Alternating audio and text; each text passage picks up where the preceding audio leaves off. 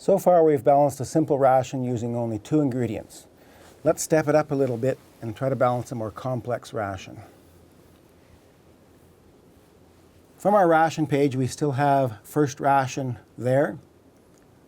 We'll start by going and changing the animal requirements, clicking on animal. We will stay with mature ewes, but in this case we're going to balance a ration for early lactation, the first 6 weeks, a period in the life of the ewe that is quite demanding. In this case, we're going to have her lactating for 2 lambs. Her body condition is still in 3, and we'll leave the other environmental conditions just as they were before. We now go back to ration, and we know we need a little bit better feeds, so let's get rid of these 2 feeds right away to clean up our table. Again, we're getting rid of them from the balancing table, but they will still be in our feed library. We click on both of those feeds there, click on Remove Feeds. We're asked to confirm that, and we've got a clean slate.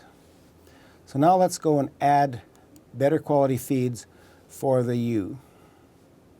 Let's start off by selecting the hay we want. In this case, let's assume that we've got some early bloom alfalfa hay. We will add that in there. We will go to a grain source. Let's take a grain, and let's use barley grain, the first one that's on the list there. And we'll add that by clicking there. And then we want to have some supplement as well. We believe that in this case we probably need some vitamin mineral supplement and possibly even the benefit of some protein. We'll go to the protein supplement. And in here I've got 2 custom supplements available. In this case we're going to use the XYZ supplement. And I will click on Add. And we should now have these 3 back on our ration page. Click on Rations to get back there, and there are those 3 feeds. So the first thing we do is we always try to use as much forage in the ration as possible, so we'll start off by estimating the amount of alfalfa hay that should be in that ration.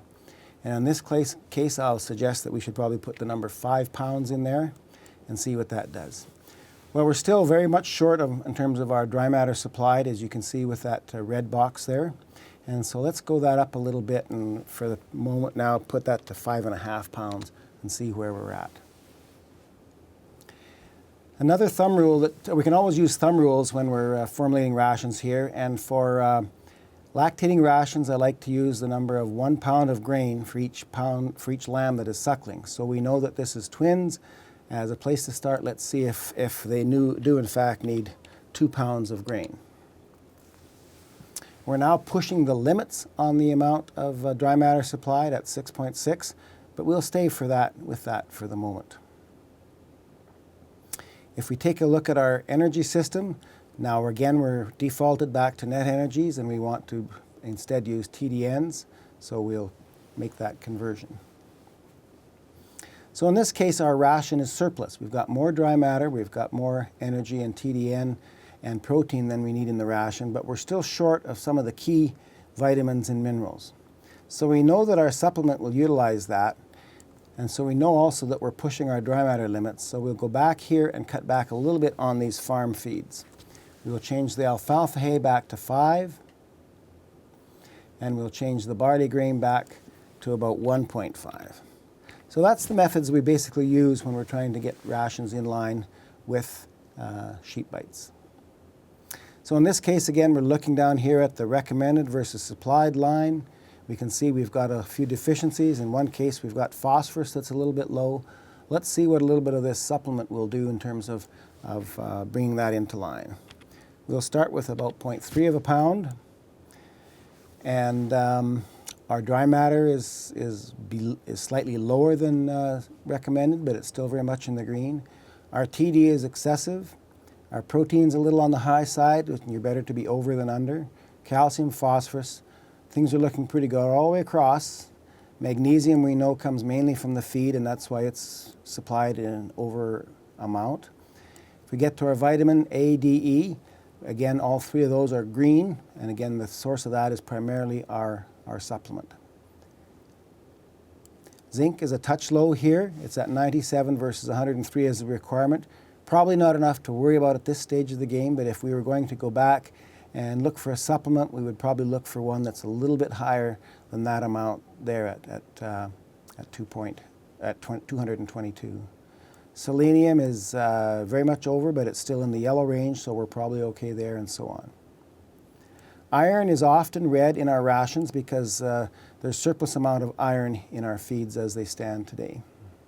Molybdenum in this case is also high, and our protein levels over here, we've got degradable intake protein and undigestible intake protein, and you can see the DIP is a little bit too high and the UIP is a little bit low.